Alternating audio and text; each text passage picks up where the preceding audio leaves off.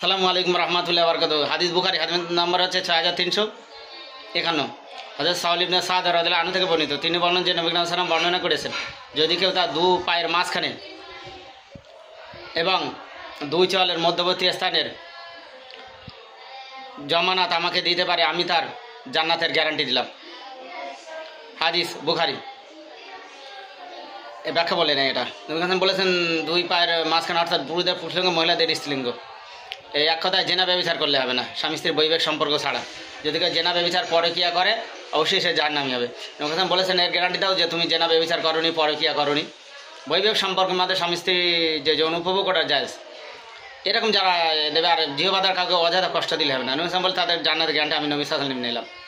এদিন 6361 হযরত আবী হুরায়রা রাদিয়াল্লাহু আনহু থেকে বর্ণিত, তিনি বলেন যে নবী সাল্লাল্লাহু বর্ণনা করেছেন যে বিছানা যার সন্তান তার, আর ব্যভিচারীর শাস্তি পাথর।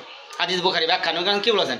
বিছানা যার সন্তান তার। আপনি দেখুন, পরকীয়ার মাধ্যমে যতই আপনি বাইরে থেকে বা অন্য কোনো মাধ্যমে আপনি যদি চোরাই খেয়ে ডেটিং করে বা বেড শেয়ার করে আপনি বাচ্চা নেন, বাচ্চা পয়দা দেন, আপনার স্বামীর বলে চালিয়ে দেন, বিছানা যার সন্তান তার, ডিম্বাণু যার সন্তান তার, হরমোন যার সন্তান তার, জেনা বা ওই যার সন্তান হিসেবে সে পরিচিতি লাভ করবে ইহকালে এবং পরকালে। আর জেনার শাস্তি পাথর, ধর্ষণের শাস্তি পাথর, অর্থাৎ যেটা পুরুষদের নাভি পর্যন্ত আর মহিলাদের বুক পর্যন্ত মেরে মেরে পুঁতে পাথর মেরে মেরে ফেলা, যেটা রজম বলা বা পাথর মারা, যার বর্তমান ভাষণ হচ্ছে ফাঁসি। জেনার শাস্তি ফাঁসি হওয়া উচিত। ইসলাম এটা বলে 1500 বছর আগে। অবশ্যই এখন অনেক অমুসলিমরা বলতে শুরু করে হ্যাঁ এটাই হওয়া উচিত। তাও এটাই হওয়া উচিত। আল্লাহর বিধানের উপরে যদি কোনো বিধান তৈরি করে, সে ভুল ভ্রান্তি থাকবে, আল্লাহ ফয়সালা দিয়ে। যদি জেনার শাস্তি রজম করা বা পাথর মেরে হত্যা করা না হয়, ফাঁসি দিয়ে হত্যা করা না হয়, আর বাড়বে, রক্ষা করার কারও ক্ষমতা নেই। অবশ্যই ফাঁসি হওয়া উচিত, দর্শনের সাজা।